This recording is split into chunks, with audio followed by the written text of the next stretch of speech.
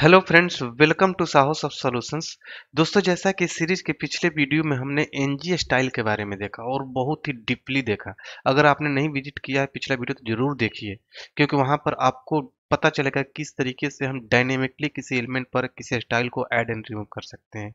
और आज के वीडियो में हम देखेंगे एनजी क्लास डायरेक्टिव के बारे में, जो कि ये भी एक एट्रीब्यूट डायरेक्टिव है और इसको यूज करके हम किसी भी एलिमेंट पर रन टाइम पर डायनेमिकली किसी सीएसएस क्लास को ऐड एंड रिमूव कर सकते हैं।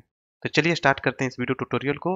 और आपसे मैं रिक्वेस्ट करना चाहूँगा कि अगर आपने अभी तक चैनल को सब्सक्राइब नहीं किया है तो काइंडली आप सब्सक्राइब कर लें और बेल के आइकन क्लिक कर लें। तो चलिए देखते हैं एनजी क्लास के बारे में। एनजी क्लास क्या करता है कि किसी भी एलिमेंट पर हम रन टाइम पर किसी सीएसएस क्लास को ऐड एंड रिमूव कर सकते हैं with the help of NG class. ये तीन तरीके से यूज होता है कि एनजी क्लास विद स्ट्रिंग, मतलब स्ट्रिंग के फॉर्मेट में इसको यूज कर सकते हैं, एक एरे के फॉर्मेट में इसको यूज कर सकते हैं और एक ऑब्जेक्ट के फॉर्मेट में इसको यूज कर सकते हैं। तीनों का सिंटेक्स अलग अलग है लेकिन काम एक ही है। स्ट्रिंग और एरे का तो बिल्कुल ही एक ही तरीके से काम है, बस थोड़ा सा डिफरेंट है। लेकिन ऑब्जेक्ट है थोड़ा सा डिफरेंट काम करता है, इसमें हम की एंड वैल्यू पेयर पर काम करते हैं और ये ज़्यादा यूज होता है। तो तीनों तरीके का एग्जाम्पल हम इस वीडियो ट्यूटोरियल में देखेंगे, वो भी डीपली देखेंगे। तो चलिए लिए चलता हूँ आप लोग को प्रोजेक्ट में और एनजी क्लास के बारे में देखते हैं तीनों तरीके से कैसे कैसे यूज कर सकते हैं। तो ये हमारा वही प्रोजेक्ट है जो हमने पिछले वीडियो में देखा था। तो इसको मैं काम करता हूँ, यहाँ से लेकर यहाँ तक सब डिलीट करता हूँ, यहाँ से लेकर ये सब डिलीट करता हूँ क्योंकि हमने इसका एग्जाम्पल कर लिया है। ठीक है, अब मैं यहाँ पर आप लोग को दिखाता हूँ पहला एग्जाम्पल। ठीक है, ठीक है, NG class with string, string के रूप में कैसे यूज करते हैं। ठीक है, स्ट्रिंग। ठीक है, और यहाँ पर मैं एग्जाम्पल करके दिखाता हूँ। मैंने एक डिव लिया और डिव लेकर मैं लिखता हूँ हेलो सॉफ्ट।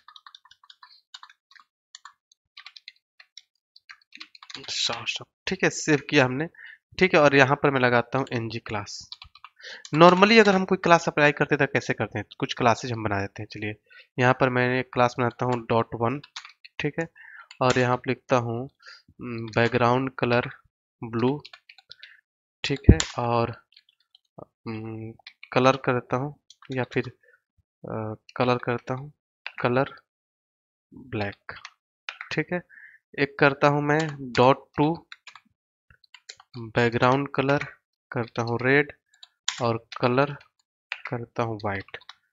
ठीक है, और यहाँ पर मैं करता हूँ .3 कुछ क्लासेस बनाता हूँ, अलग अलग अप्लाई करूँगा। यहाँ पर रहता हूँ फॉन्ट साइज 40px और यहाँ पर मैं करता हूँ .4 फॉन्ट साइज, यहाँ पर डालता हूँ 60px। सेव। आते हैं यहाँ पर। अगर नॉर्मली हम क्लास अप्लाई करते हैं कैसे करते हैं, क्लास लेकर यहाँ पर डालते हैं क्या 1। ठीक है, तो 1 क्लास अप्लाई हो जाता है और 1 में आपका जो बैकग्राउंड कलर ब्लू है वह जाकर ब्राउजर पर दिख रहा होगा। ठीक है, ब्लू कलर दिख रहा है। अब मुझे यहाँ पर इसको हम डायनेमिक नहीं कर सकते, डायनेमिकली मुझे काम करना है तो हम क्या करेंगे, डिव लेंगे, डिव हेलो शाहो सब जो भी लिखना है हम लिख दिया हमने। ठीक है, शाहो सॉफ्ट। ठीक है, और यहाँ पर मैं क्या करूँगा, एनजी क्लास लगाऊंगा, एनजी क्लास। ठीक है, और इसको लिखूंगा मैं यहाँ पर। अगर मुझे 1 अप्लाई करना है, देखिए स्ट्रिंग फॉर्मेट लिख रहा हूँ, ONE1 लिखा मैंने। ठीक है, सिंगल कोट्स के अंदर। तो ये 1 वाला क्लास आपका यहाँ पर अप्लाई हो। यहाँ पर चाहे तो किसी वेरिएबल में यहाँ पर 1 को रख लीजिए और उस वेरिएबल को लाकर यहाँ पर डाल दीजिए। हमने वेरिएबल नहीं दिया तो हमने सिंगल कोट डाल दिया। ठीक है, अब ये क्या होगा, ये डायरेक्टिव है 1 वाला अप्लाई हो जाएगा। देखिए इस पर अप्लाई हो गया।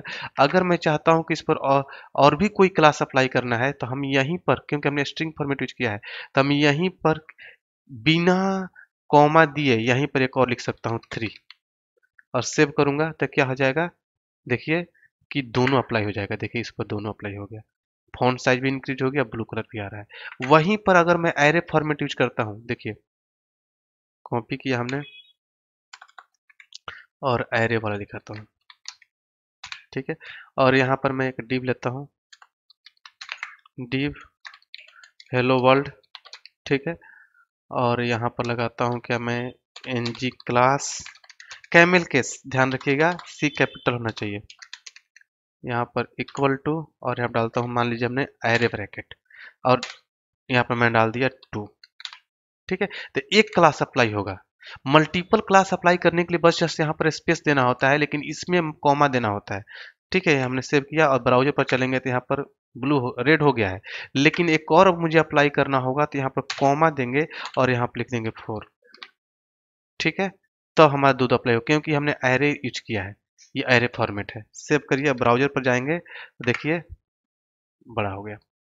तो कहने का मतलब ये है कि आप एरे और स्ट्रिंग में बस इतना ही डिफरेंशिएट समझिए कि सिंटेक्स एक ही है, काम ही एक ही है, लेकिन इसको एरे ब्रैकेट के अंदर रखेंगे। यहाँ पे इंडेक्सिंग होता है इसलिए यहाँ पर हम कॉमा लगाएंगे, बट यहाँ पर केवल स्ट्रिंग है तो केवल स्पेस लगा के काम चला लेंगे। लेकिन जैसे ही हम बात करते हैं ऑब्जेक्ट के फॉर्मेट में यूज करने के, यहाँ पर थोड़ा सा डिफरेंट हो जाता है। ठीक है, की एंड वैल्यू पेयर में काम होता है ऑब्जेक्ट वाला, देखिए। ठीक है, अब यहाँ पर हम जैसे लगाते हैं div हेलो वर्ल्ड, ठीक है, ऐसा हमने किया। और यहाँ पर की एंड वैल्यू पेयर में होता है, जैसे मान लीजिए कि हमने लगा दिया ng क्लास, ठीक है, और इक्वल टू कर्ली ब्रैकेट। की में आपका होता है css का नेम और वैल्यू में होता है ट्रू एंड फॉल्स। ठीक है, तो आप यहाँ पर लिखेंगे कैसे, जैसे मान लीजिए हमने लिया 1। ठीक है, तो अगर यहाँ पर हमने ट्रू लिखा है तो ये अप्लाई हो जाएगा। ठीक है, सेव करूंगा तो मैं अप्लाई हो जाएगा 1 वाला। ठीक है, देखिए ब्लू हो गया। लेकिन एक और मैं लेता हूँ यहाँ पर कॉमा, ठीक है, और लिखता हूँ 3 और इसको भी मैं ट्रू करता हूँ तो ये भी अप्लाई हो जाएगा। देखिए ये भी अप्लाई हो गया, लेकिन एक को मैं फॉल्स कर दूंगा, अगर मान लीजिए इसको मैंने फॉल्स कर दिया, ठीक है, तो ये अप्लाई नहीं होगा, केवल ये अप्लाई होगा। देखिए अब छोट कलर हट गया, ये अप्लाई हो गया। तो इस तरीके से ट्रू एंड फॉल्स पे काम, इसको आप रन टाइम पर चेंज भी कर सकते हैं, किसी वेरिएबल के वैल्यू पर इसको चेंज कर सकते हैं, किसको, ऑब्जेक्ट वाले को।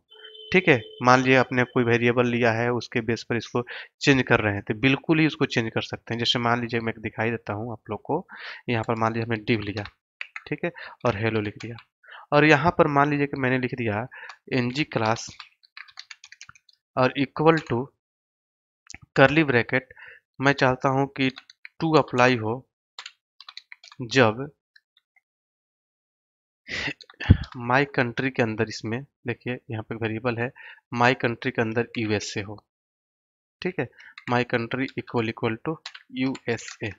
तो यूएसए होगा तो ये ट्रू रिटर्न कर देगा, मतलब देखिए रन टाइम पर चेंज होगा। अगर यूएसए होगा तो ट्रू रिटर्न करेगा, यहाँ पर कोई और वैल्यू चेंज कर दूंगा तो ये नहीं होगा, तो ये ब्लू हो जाएगा। ठीक है, देखिए ये रेड होगा, शायद रेड होगा, लेकिन जैसे ही मैं यहाँ पर कंट्री का नेम चेंज कर दूंगा, यहाँ पर यूके कर दूंगा, तो ये रन टाइम पर चेंज हो रहा है, क्योंकि हम टीएस फाइल पर चेंज कर रहे हैं।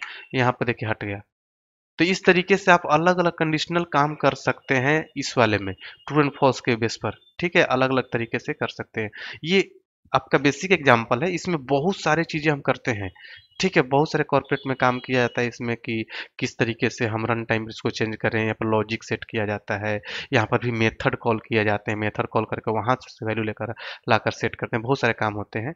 ठीक है, कॉर्पोरेट टेबल में। तो आई होप कि आप लोग को समझ में आ गया होगा एनजी क्लास के बारे में। फिर भी आपके माइंड में कोई भी कंफ्यूजन हो तो हमारे कमेंट बॉक्स में जरूर शेयर करिए, हम आपके कमेंट का रिप्लाई करेंगे। तो चलिए मिलते हैं अगले वीडियो में अगले टॉपिक के साथ, तब तक के लिए थैंक यू सो मच।